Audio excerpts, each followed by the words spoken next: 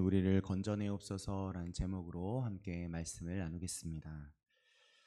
먼저 사사 아비멜렉 뒤를 이어서 세워진 돌라와 야일 두 사사의 이름이 나오는데, 그들이 사사로 서 있는 동안에 이스라엘에는 45년간의 평화가 지속이 됩니다. 그리고 또 그들을 이어서 사사 야일이 22년 동안 이스라엘의 사사로 활동하다가 하나님의 부름을 받게 됩니다. 그렇게 사사 야일이 죽자 이스라엘 백성들은 언제 그랬냐는 듯이 또다시 여호와의 목전에서 악을 행하며 가나안의 온갖 우상들을 섬기기 시작합니다. 오늘 6절을 함께 읽어보도록 하겠습니다. 이스라엘 자손이 다시 여호와의 목전에 악을 행하여 바알들과 아스다롯과 아람의 신들과 시돈의 신들과 모압의 신들과 암몬 자손의 신들과 블레셋 사람들의 신들을 섬기고 여호와를 버리고 그를 섬기지 아니하므로. 좀 심각하죠. 다시 악을 행하는데 바알들, 또 아스다롯, 아람신, 시돈신, 모압신, 암몬신, 블레셋신, 아주 그냥 온갖 잡신을 다 섬기는 모습입니다. 6절 후반전에 보니까 그런 이스라엘의 모습을 표현하는 단어 중에 이런 단어를 사용하시죠. 여호와를 버리고 라고 표현합니다. 누구를 버렸다고 합니까? 여호와를 버리고입니다. 여기서 버리고라고 번역된 원어는 와야 아즈부라는 단어인데요. 그 단어에 담겨진 뜻을 보면 좀 충격적입니다. 이런 뜻을 가지고 있습니다. 누구의 곁을 떠나다, 이용 가치가 없어져 버리다, 어떤 것에 구속됨이 없이 자유롭다.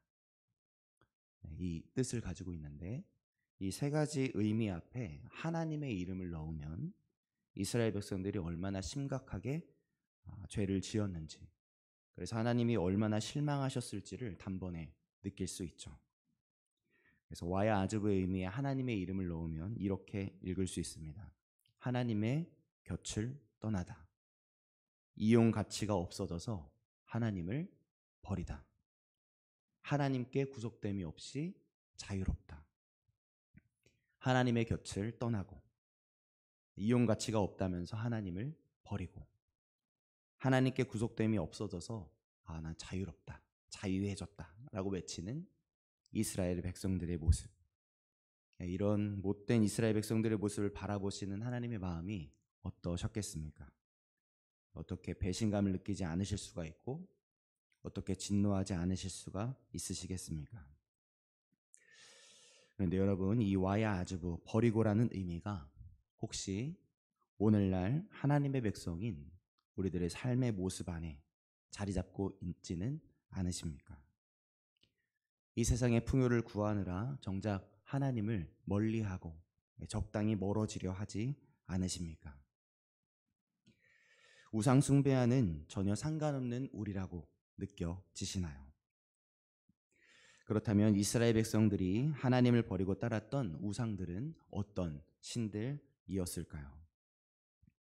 성경에서는 바알들, 아스다롯, 아람신, 시돈신, 모압신, 암몬신, 블레셋신 이렇게 말하는데, 바알은 이 세상에서 풍요를 주겠다는 우상입니다. 아스다롯은 이 땅에서 풍요와 다산, 승리를 주겠다는 우상입니다. 아람신 하다드는 이 땅에 비를 내려줘서 풍성한 수확을 거두게 해주겠다는 우상이고, 시돈신은 이 땅의 모든 바다를 주관하여서 풍성한 어류를 거둬서 풍요롭게 해주겠다는 우상이고, 모압신 그모스는 이 땅에서 전쟁에서 승리를 얻게 해서 더 풍요롭게 해주겠다는 우상입니다. 이 우상들이 하나같이 무엇을 약속하고 있습니까? 이 땅에서의 풍요이죠. 지금보다 더 많이 가지면 행복할 거야. 지금보다 더 풍성히 갖게 되면, 남들보다 더 많이 얻게 되면, 남들보다 더 높이 올라가면 행복할 거야 라는 채워지지 않을 욕심과 욕망을 품고 이 세상에서의 만족과 풍요를 찾아서 헤매느라고 영원한 만족이신 하나님을 잊어버린 백성들. 더 나아가 나중에는 아예 그 하나님을 버리고 하나님과 적당히 멀어져서는 야, 하나님과 좀 멀어지니까 좀 편하네, 자유롭네 라고 외치고 있는 이 어리석은 백성들의 모습이 혹시 오늘날 우리들의 모습 속에는 없는지 이 시간 함께 돌아보았으면 좋겠습니다. 혹시 그런 마음, 나의 삶의 영역에 이런 우리들의 모습이 있다면 이 시간 다시 주님 앞에 엎드리는 저와 여러분들 되시길 바랍니다. 이 땅에서의 풍요를 찾느라고 가장 귀하신 하나님을 배제한 인생은 오히려 영원한 풍요로부터 멀어지고 있는 인생이라는 것을 기억하여서 다시 하나님 앞에 바로 서게 되시길 예수님의 이름으로 축복합니다. 자, 그렇게 범죄한 이스라엘 백성들, 너무나도 못되게 범죄한 이 이스라엘 백성들을 하나님은 블레셋 사람과 암몬 자손의 손에 넘기십니다. 이스라엘 백성들은 블레셋과 암몬에게 처절하게 학대를 당하게 됩니다.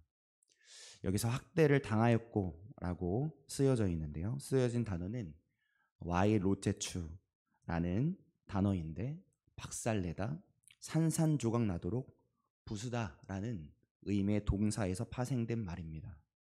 마치 사자가 먹잇감을 쓰러뜨리고 그 먹이를 갈갈이 찢는 것처럼 그 정도로 심각하게 핍박당하는 모습을 표현하고 있는 단어이죠. 그렇게 요단 동편 길르앗 땅에 거하는 이스라엘 자손은 사자의 먹이가 찢기듯이 18년 동안을 학대당했고 이어서 암몬의 족속까지 요단 서편 유다, 베냐민, 에브라임 족속에게까지 침략당하여서 이스라엘 공고가 더욱 심해집니다. 그런데 이 와이 로체추, 정말 온몸이 찢기는 듯한 그 고통 한가운데에서 다시 이스라엘 백성 안에 놀라운 변화, 놀라운 역사가 그려지죠. 어떤 놀라운 변화일까요? 오늘 본문 10절입니다. 오늘 본문 10장 10절 읽어보겠습니다. 이스라엘 자손이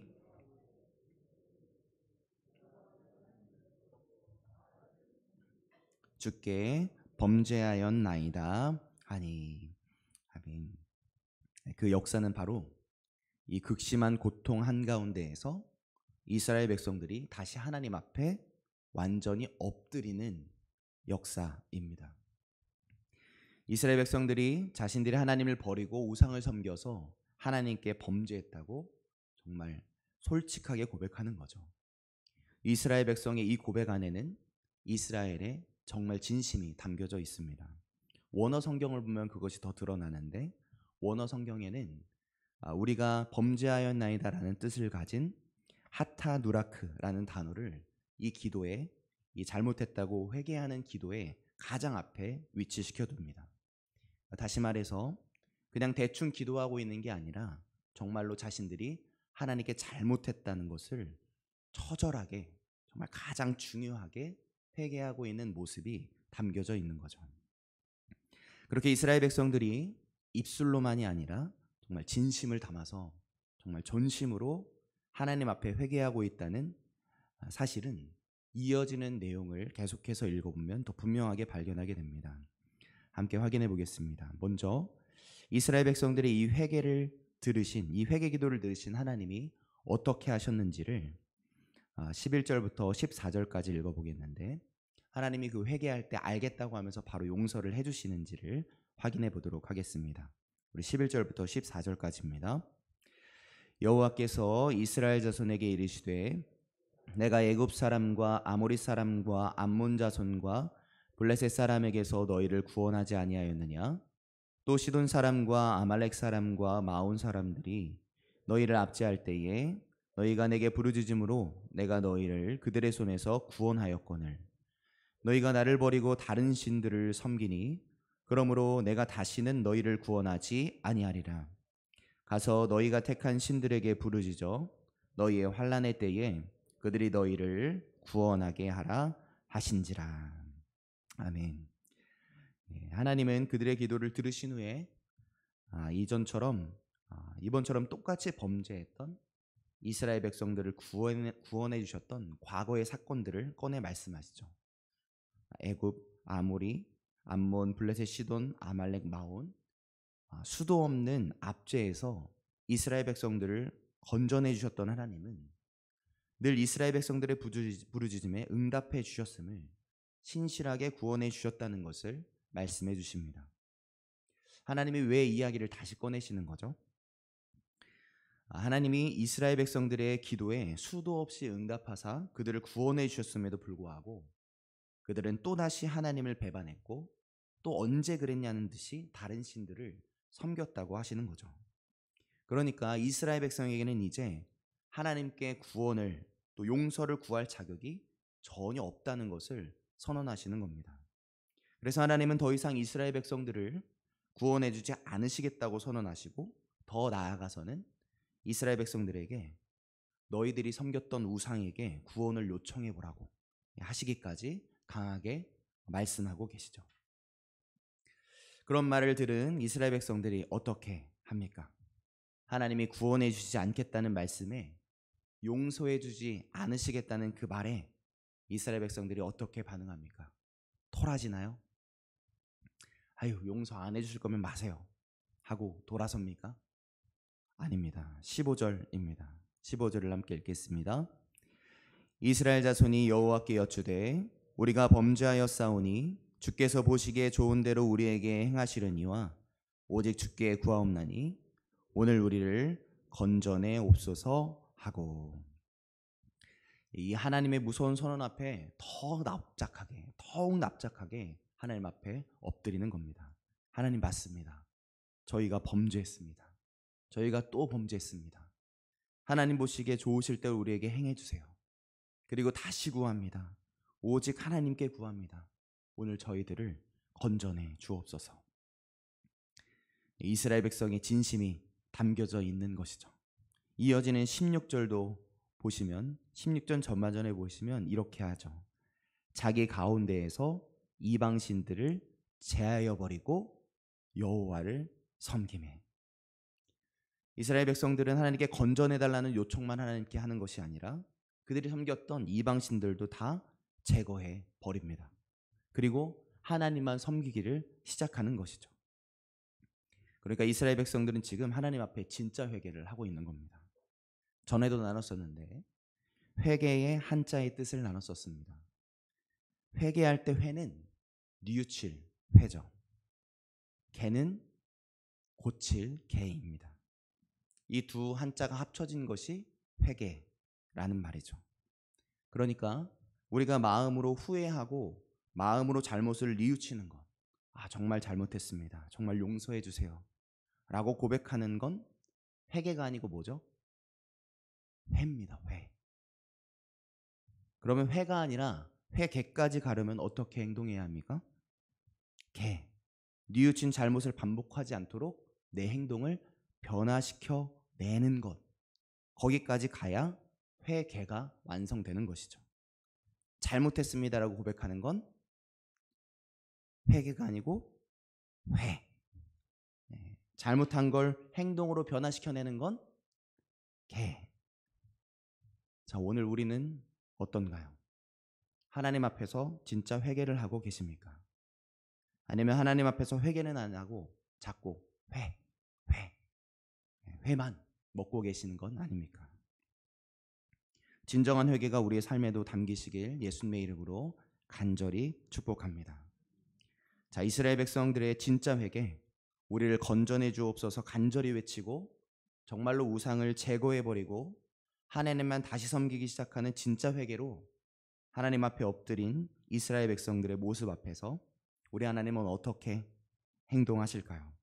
하나님은 그 무서웠던 마음을 돌이키십니다.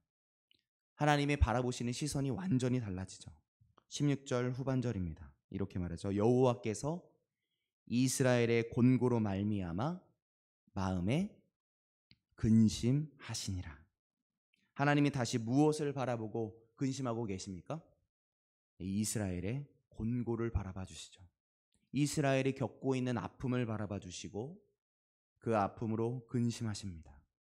이제 그들의 죄를 바라보시는 게 아니라 진정 회개하고 있는 이스라엘 백성들의 그 아픔을 바라봐 주고 계시는 것이죠.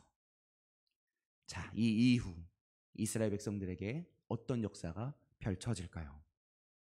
그건 비밀입니다. 내일 새벽 예배 때 오시면 자세히 확인해 보실 수 있습니다. 오늘은 여기까지 나누겠습니다. 말씀을 정리하겠습니다. 하나님이 아닌 이 세상의 풍요를 끊임없이 찾고 쫓고 쫓느라고 하나님을 버렸던 이스라엘 자손의 모습이 혹시 오늘 우리들의 모습 안에는 없는지 다시 확인해 보시길 바랍니다. 혹 우리가 겪고 있는 문제가 우리의 죄로부터 시작된 것이라면, 그래서 하나님으로부터 멀어지는 것이 오히려 내게 자유롭게 느껴지고 있다면, 오늘 우리가 해야 할 일은 오직 한 가지이죠. 그것은 바로 진짜 회개입니다. 말로만 잘못했다고 하는 회가 아니라 우리가 말로 잘못했다고 하는 것을 행동으로 고쳐내는, 변화를 만들어내는 진짜 회개로 나아가는 것입니다. 그럴 때 하나님은 오늘 이스라엘 백성들의 시선을 바꿔주셨던 것처럼 우리의 목소리에 다시 귀를 기울여 주십니다. 다시 우리의 곤고를 바라봐 주십니다. 그리고 우리를 건져내 주십니다. 네, 할렐루야이십니까? 그 은혜, 그 구원의 손길을 오늘 다시 경험해 보시길 바랍니다. 오늘 기도하는 가운데에 진짜 회개가 우리의 삶 속에 심겨지고 시작되어지시길, 그래서 하나님의 따뜻한 시선이 다시 우리들에게 머물게 되는 역사, 구원의 손길로 우리를 다시 건져내 주시는 놀라운 역사가 우리의 삶에 다시 드러나는 은혜가 있게 되시길 예수님의 이름으로 간절히 축복합니다. 아멘. 기도하